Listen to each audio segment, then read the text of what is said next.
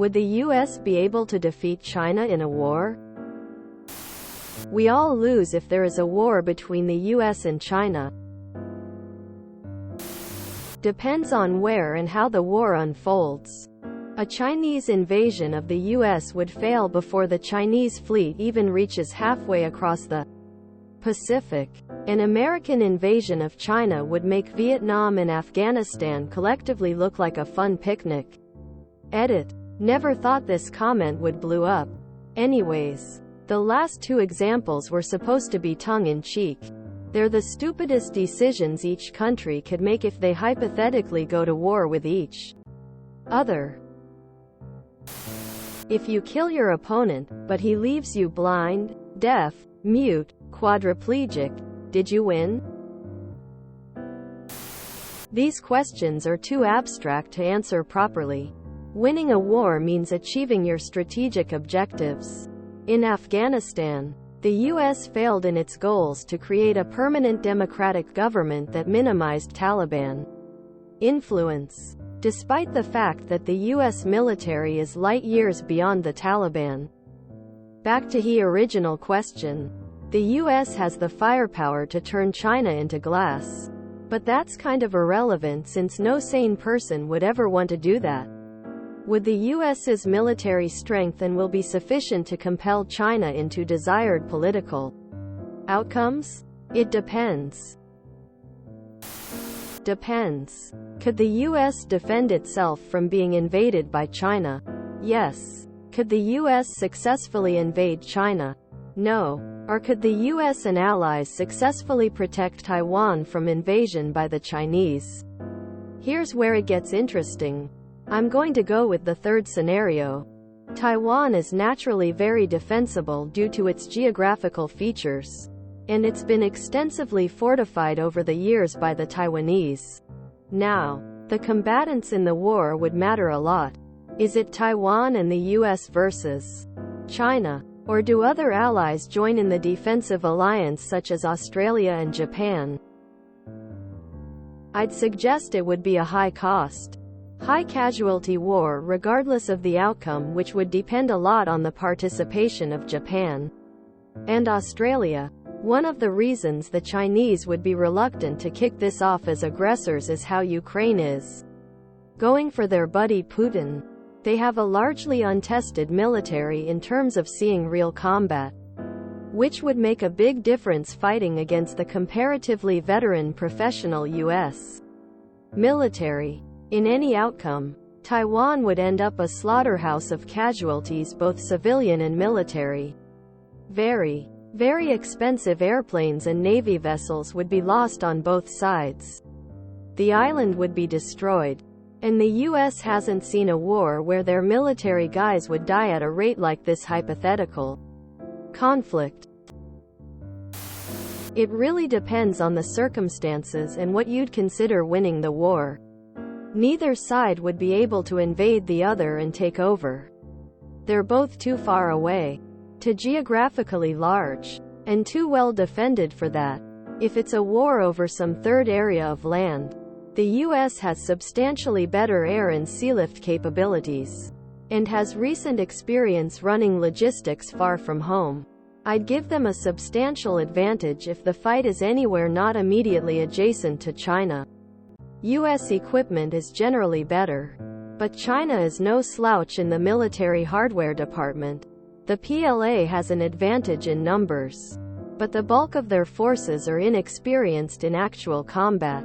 US forces will probably have better and more fully developed equipment. All else being equal, I'd say the US has the advantage in individual engagements between units on the ground.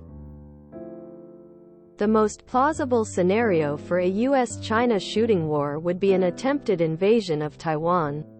China lacks the ability to quickly and decisively take the island before the US can get there and provide aid. If they were to attempt an invasion, it would be easy to tell months in advance. Taiwan is naturally defensible and has a well-equipped military. I think the key issue in the long run is motivation. If China were fully committed to taking Taiwan, they'd eventually manage to take it after a few years of brutal fighting. It would be a Pyrrhic victory at best, as it would likely wreck their ability to trade with the West and would put immense strain on their economy due to sanctions. Not to mention the millions of lives lost. The US would be able to repel the initial invasion, and could almost definitely hold out for years, but may eventually choose to withdraw if China is fully committed for long enough.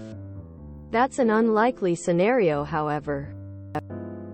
Most likely, the economic strain in China would be unsustainable, and they'd eventually agree to a ceasefire like the one between North and South Korea. If it's a nuclear war, everyone loses. No one would win. It would be a net loss for both countries and the world in general.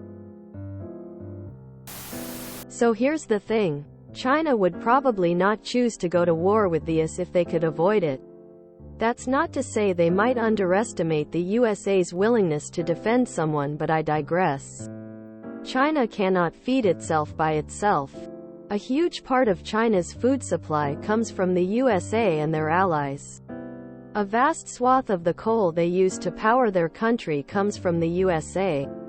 And not to mention the fact that the USA is one of their biggest trade partners for basically anything that isn't guns and tanks.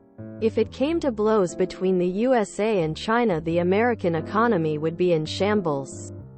But the lights would still be on and there would still be food on the table. China would be economically devastated. The lights would be out and there wouldn't be any food to be had.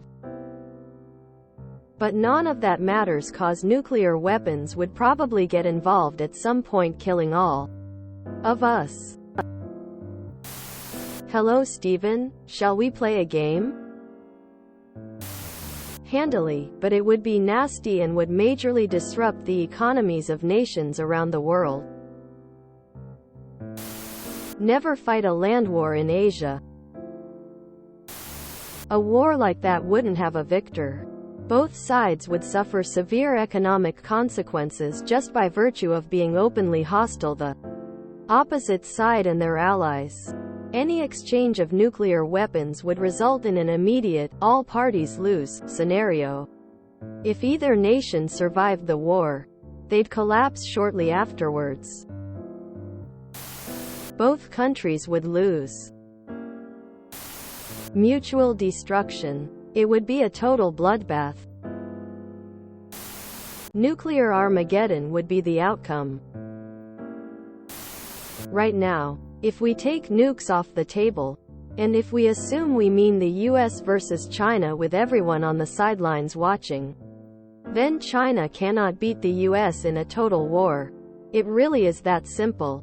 Yes, they can and would win some battles here and there, and they would absolutely bloody the US's nose big time. It's definitely not a war either side should ever want to fight. But in the end they really have no chance. China has the world's largest navy, which sounds great until you understand that their navy is still a couple of decades behind the US in terms of overall capabilities.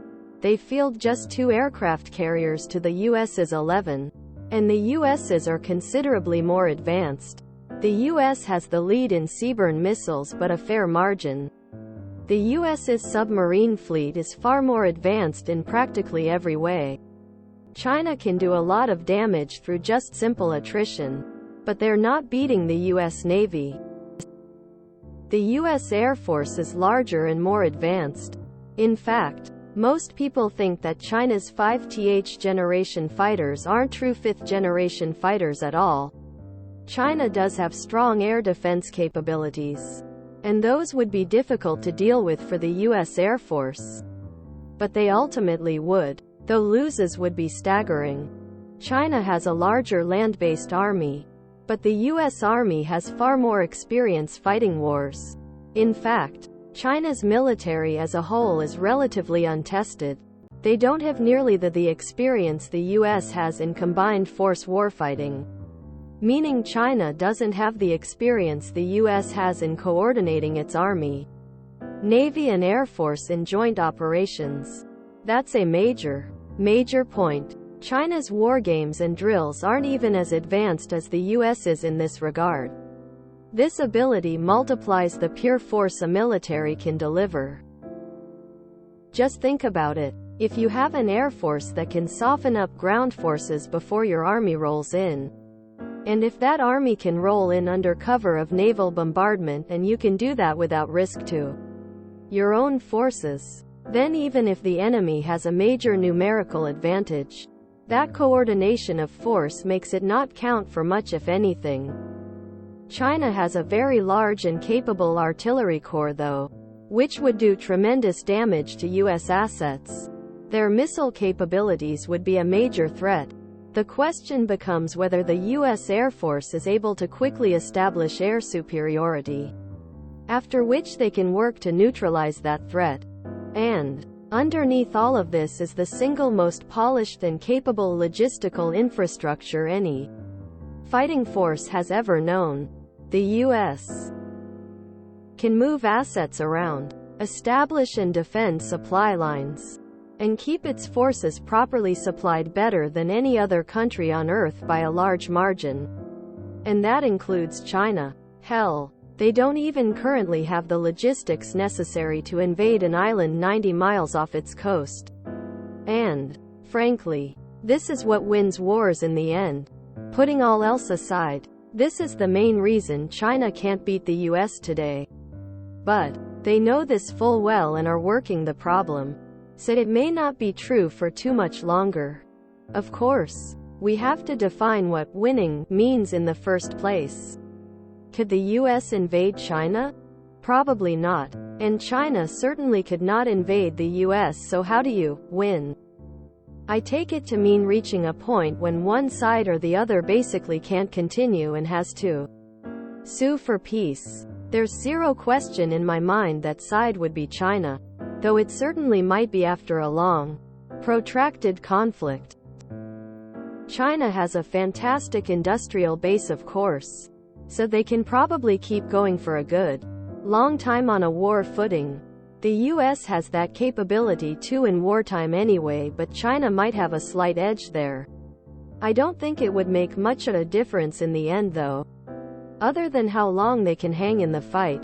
Like I said, with nukes off the table, right now, China can't beat the US. Though it would be an ugly, ugly fight that no one should want. The answer might be different 10 years from now because there's no question China is advancing quickly. But that's the deal right now. It starts to become relatively obvious how capable a military is based on its funding and, specifically, how that funding is used to develop cutting-edge technologies. The fact of the matter is the US vastly outfunds its military over every other country. The significance of this is the amount of funding the US spends equals the next top 10 countries' military funding combined. This includes China. This includes Russia. What China has is a lot of people in their military. It's more customary to serve as a standard part of growing up. There's quantity there, but the budgeting, infrastructure, equipment, etc., are not remotely on par. Russia was a great example of how a country falters in military capability even if they were once considered a superpower. Russia had its own problems though. It's run more like a mob than a country. So the greed of many as well as the profiteering of sub-levels of leadership really eroded away funding, equipment, and overall capability. They haven't really kept up on R&D either. People like Putin are astronomically rich. But no one really has a grasp of exactly how rich because so much is hidden.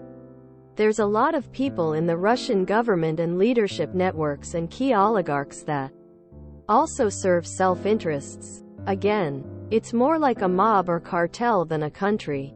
China has not gotten to this point yet. But there is a natural progression when power is hoarded. There's a natural tendency to progress towards a dictatorship of some variety. The pushback with China is its people. Too many are both mentally and economically wealthy to be subjugated so heavily. And the younger generations don't share the same viewpoints as the older ones. Russia is kind of the opposite, where the futility of life has really repressed the nation. Even the youth don't have bright futures. And Putin is making that future worse. Speaking of China's youth and public wealth, this is another factor in what limits China. While Russia has a nation of people willing to fight, China doesn't. They have a lot of people that serve but not a lot that want to fight anybody. The Chinese people view most of the world as friendly. Regardless of the stance of the leadership, you'd be hard-pressed to get enough quantity of people willing to seriously battle. One might make the judgment about the US. And to a degree that's also correct. Many US citizens would never fight unless they were saving their own life. But the US has a lot of willful folks who volunteer to serve. And they want it. There's a sizable amount of folks who see a lot of good in what the military does. Secondly, the US military has made large efforts to dehumanize the battlefield. For the level of work performed, the volume of personnel required to do so is light. A lot of technology focuses on keeping the personnel out of reach and safe and to perform tasks. With remarkably few people, warfare keeps progressing this way too. While a country like China may focus on sheer numbers to overwhelm, the US likes to sit way back and just bombard the battlefield from afar.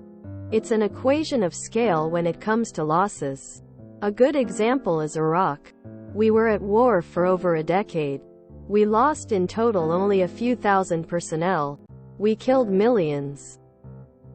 In fact, we lose more veterans to suicide every single year than what we lost over the entire decade-long war.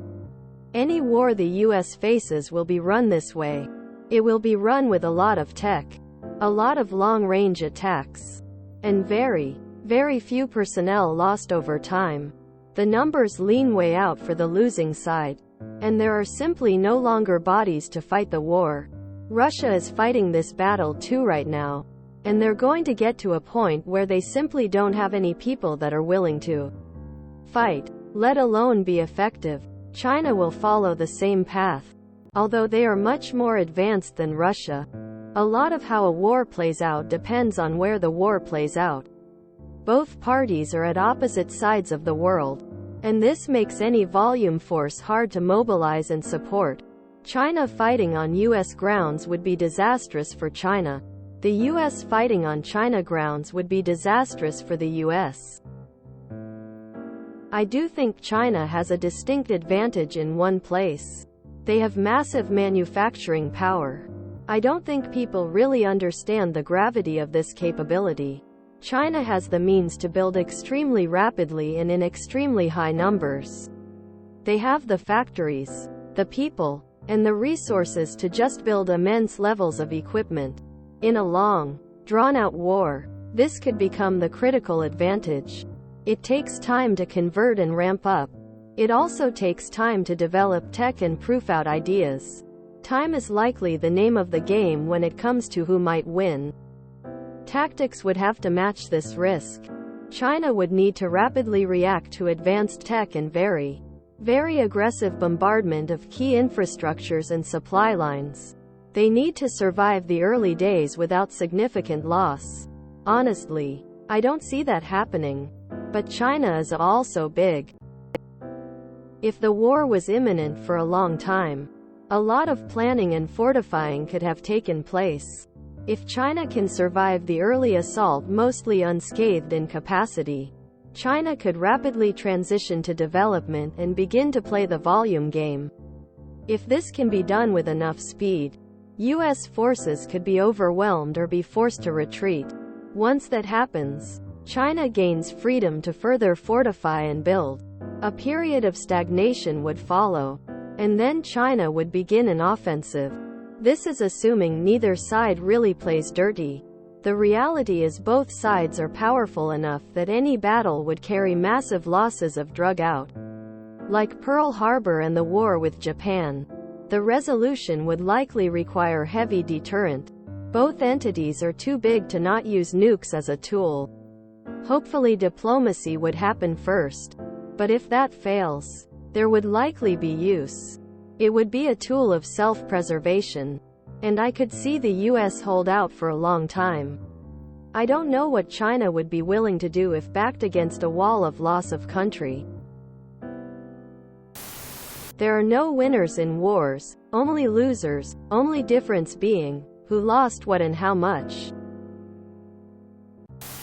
Now, no one wins a war, especially between two superpowers. Nice try, Chinese spy. If you enjoyed this video, please check out our playlists full of similar content. Epic Aircast is like doom scrolling for your ears. Please like, share, and subscribe.